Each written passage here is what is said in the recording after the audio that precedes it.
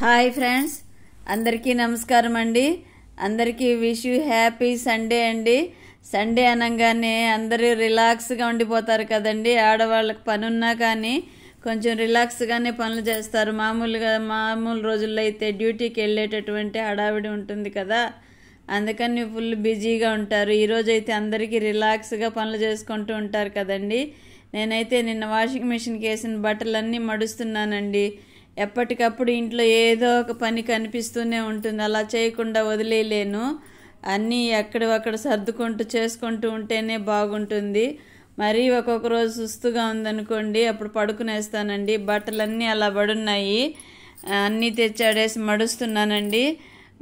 మడిచి పెట్టుకుంటే ఎక్కడ బాగుంటుంది కదా. మరి ఎవరైనా వచ్చినా సరే ఎక్కడ బట్టలు అక్కడెక్కడ గిన్నెలు అక్కడ ఉంటే బాగోదు కదండి. సామెత కూడా ఉంది కదా, ఇల్లుని చూసి ఇల్లాలని చూడాలి అని. కాబట్టి ఇల్లు ఎంత బాగుంటే ఇల్లాలు కూడా అంత సంస్కారవంతంగా ఉంటుంది అని నా ఆలోచన. చిన్నప్పటి నుంచి నాకు అలాంటి పరిసరాల్లోనే పెరిగాను, అలాంటి వాతావరణంలోనే ఉన్నాను, అలాంటి చదువుకున్నానండి. చిన్నప్పుడు ఎక్కువ బుక్స్ చదివేదాన్ని నేను, అంటే గ్రంథాలు, మామూలు నావల్స్ కూడా చదివేదాన్ని లేండి. కాకపోతే ఎక్కువగా దైవీ పుస్తకాలు చదువుతూ ఉండేదాన్ని. వాటిల్లో సంస్కారవంతంగా అనిపించినవన్నీ మైండ్లో అలా పెట్టుకునేసి ఉండేదాన్ని అండి. ఇలా ఉండాలి, ఇలా నడుచుకోవాలి, అలా నడుచుకోవాలి అంటే నా గొప్పలు చెప్పుకోవడం కాదు, యాక్చువల్గా నా జీవితంలో జరిగినవి చెప్తున్నాను. ఈ బట్టలు అలా ఉంటే ఎక్కడ ఉన్నాయనుకోండి, అది లక్ష్మీదేవికి నచ్చదంట. శుభ్రంగా ఉంటేనే ఇల్లు వాకిలి, లక్ష్మీదేవి కూడా ఇంట్లో నిలవ ఉంటుంది అంటారు కదా.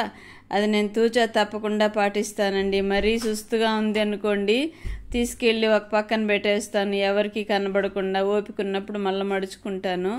అయితే ఈరోజు గలీజ్గా ఉంది, ఎక్కడ బట్టలు అక్కడ అన్ని వస్తువులు ఏడవాడున్నాయని అన్నీ మడుస్తున్నానండి. మడిచి శుభ్రంగా ఎత్తిపెట్టేసి, ఈరోజు ఇంకొక విషయం అండి, పనమ్మాయి అంటే ధనమ్మ రాలేదండి. పనికి ఫుల్ వర్క్ అండి ఈరోజు. మామూలుగా అయితే కొన్నే ఉండేవి గిన్నెలు, ఈరోజు అయితే అన్నీ ఎత్తి క్లీన్ చేద్దామని ఫ్రిడ్జ్లోటివన్నీ బయట తీసి పెట్టానండి. ఫుల్ గిన్నెలండి, హెవీ వర్క్ అయిపోయింది నాకు. బాగా వంగి కడిగానా, ఆ సింకు అదే బట్టలు గిన్నెలు వేసుకునేది తొట్టిలాగా బాగా పెద్దదిగా పెట్టించానండి. అది ఇలా వంగి కడగాలంటే కొంచెం ఇబ్బందిగా ఉంటుంది. అయినా ఎక్కువ ఉన్నాయి కదా, ఓపిక చేసుకొని అన్నీ కడిగేసానండి. సాయంకాలం వస్తాననింది అమ్మాయికి ఏమో హెల్త్ ప్రాబ్లం, స్టమక్ పెయిన్ అంట. పని అమ్మాయి అనడం కూడా బాగోదు కదండి. వాళ్ళకు కూడా మనం గౌరవం ఇవ్వాలండి. మనం గౌరవం ఇస్తే వాళ్ళు తిరిగి మన గౌరవాన్ని ఇస్తారు. ధనమ్మ అని పిలుస్తాను, నాకంటే చాలా చిన్నది. వారి హెల్త్ ఏమో బాగలేదు, ఈవినింగ్ వస్తానని. ఇంకా అలాంటివన్నీ అలా సింక్ నిండా వేసి పెడితే నాకు నచ్చదండి. వచ్చినా రాకపోయినా నా వర్క్ అయితే నేను చేసేసుకోవాలి. ఉదయాన్నే ఏమేం పనులు చేయాలో ఆ పనులన్నీ చేసేస్తానండి. ఉదయం 10 లోపల అన్నీ అయిపోతాయి నాకు. వంట మాత్రం లైవ్ చేస్తున్నాను కదా ఈ మధ్య, లైవ్ అయిన తర్వాత వంట చేస్తానండి. అది కూడా 12 ఇంచుమించు 12కి అయిపోతుంది. అప్పుడు అన్ని కూరగాయలన్నీ కట్ చేసి పెట్టి సర్దేసి ఒక హాఫ్ అన్ అవర్ పడుకుంటానండి. ఎక్కువ స్ట్రెయిన్ అయి ఉంటాను కదా, పడుకొని 12:30కి అలాగా మొదలు పెడతాను వంట. 1:10కి అంతా అయిపోతుంది. ఇంకంతే, వేడివేడికి తినేయడము, మళ్ళా లైవ్ వ్లాగ్ అప్లోడ్ చేయడం, ఇలా ఉంటుందండి నా దినచర్య. చూడండి ఎన్ని అంట్లు ఉన్నాయో, ఎన్ని ఉన్నాయి అన్నీ వాడేసాము. నిన్న ఎందుకు అన్ని పడ్డాయండి చట్నీలు. నిన్న ఉదయం టిఫిన్ నుంచి మరి వెన్న తీసానండి. వెన్న కరగబెట్టి పెట్టాను. ఆ గిన్నెలు అన్నీ ఇడ్లీ పెట్టాను కదా నిన్న, ఇడ్లీ పాత్రలు, వాటి గిన్నెలు, కుక్కర్లు, ఫ్రిడ్జ్లో ఉన్న మిగిలిన కూరలన్నీ తీసి పడేశాను. ఆ గిన్నెలు ఫుల్ అండి. మొక్కజొన్నలు ఉడకబెట్టిన కుక్కరు, ఇలా అన్నీ ఎక్స్ట్రా అయినాయి ఇవాళ. అవన్నీ కడిగేసరికి బాగా వీపుల్లో నొప్పి వచ్చేసిందండి.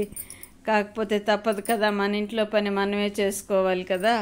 కాబట్టి నీట్నెస్ ముఖ్యం కదా ముందు. అసలు నాకు నీట్గా ఉండాలి, ఎక్కడక్కడ ఉంటేనే మనశ్శాంతిగా ఉంటుంది. అందుకని అవన్నీ కడిగేసి అన్నీ సర్దుతున్నానండి. ఎక్కడక్కడ పెట్టేస్తే లైవ్ లోపల ఇవన్నీ చేసేసుకుంటానండి. పనులన్నీ నీట్గా పెట్టేసి ఇల్లు, తర్వాత లైవ్కి వెళ్తాను. లైవ్ అంటే 1 గంట అనుకుంటాం కానీ 1:10 నిమిషాలు, 1:15 నిమిషాలు కూడా అయిపోతుందండి. లాస్ట్ ఎండింగ్లో ఎక్కువ మంది వస్తారు లైవ్లోకి, వాళ్ళని డిస్కరేజ్ చేయకూడదు కదా, అలాగని వదిలేయలేం కదా అని కొద్దిసేపు ఎక్కువే చేస్తాను. ఒక 10 నిమిషాలు ఒక్కొక్క రోజు 1 అవర్కి ఆపేస్తూ ఉంటాను. ఇంట్లో వాళ్ళైతే అరుస్తూ ఉంటారు, ఎక్కువసేపు మాట్లాడకు అని. తప్పదు కదండి, అందరినీ ఎంకరేజ్ చేయాలి, సంతోష పెట్టాలి. కామెంట్స్ చదువుతూ ఉంటే వాళ్ళకు కూడా సంతోషం కదా. కాబట్టి ఇదిగోండి ఈరోజు వంట అండి. ఈరోజు కొంచెం లేటుగానే చేశాను. అంటే లేటుగా అంటే 1:15 అయిపోయిందండి వంట అంతా అయ్యేసరికి. నేను చేయలేను, హోటల్ నుంచి తెప్పించేసుకుందాంరా అని చెప్పాను, కానీ మళ్ళా అలా ఎలా కుదురుతుంది, బాగోదు కదా హోటల్ తిండి అని. మళ్ళీ పప్పు చేశాను, బెండకాయ ఫ్రై చేశాను, రసం పెట్టాను.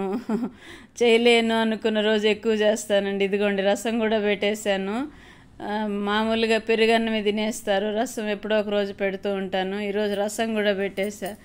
మావాడు అంటున్నాడు, చేయను అంటాను, అన్నీ చేసేసావమ్మా అంటున్నాడు. వాడేమో తినలా, లేటుగా టిఫిన్ చేశాను అనేసి. చిన్నాడు ఉన్నాడండి, పెద్ద అబ్బాయి బయట ఉంటాడు, చిన్నాడు ఉన్నాడు. కాబట్టి వాడు మళ్ళీ తింటానమ్మా అంటే మేము భోంచేసేసి మీకు వ్లాగ్లో వాయిస్ ఓవర్ ఇస్తున్నానండి. ఇదిగోండి రైస్ అయితే ఎలా ఉందండి, సోనా మసూర తింటాము, హాఫ్ బాయిల్డ్ రైస్ అండి. అది బాగా పొడి పొడిగా వస్తుంది. నాకైతే పొడి పొడిగా ఉండే రైస్ అంటేనే ఇష్టం అండి. ఇదిగోండి నిన్న చేశాను చిక్కుడుకాయ ఫ్రై, చూశారు కదా వ్లాగ్లో, అదండి. ఇది మిగిలిపోయింది, పడేయలేక అలాగ తీసుకొని వచ్చి వేడి చేసి తిందామని తీసుకొచ్చి పెట్టాను. వేడి చేసి తినాలండి.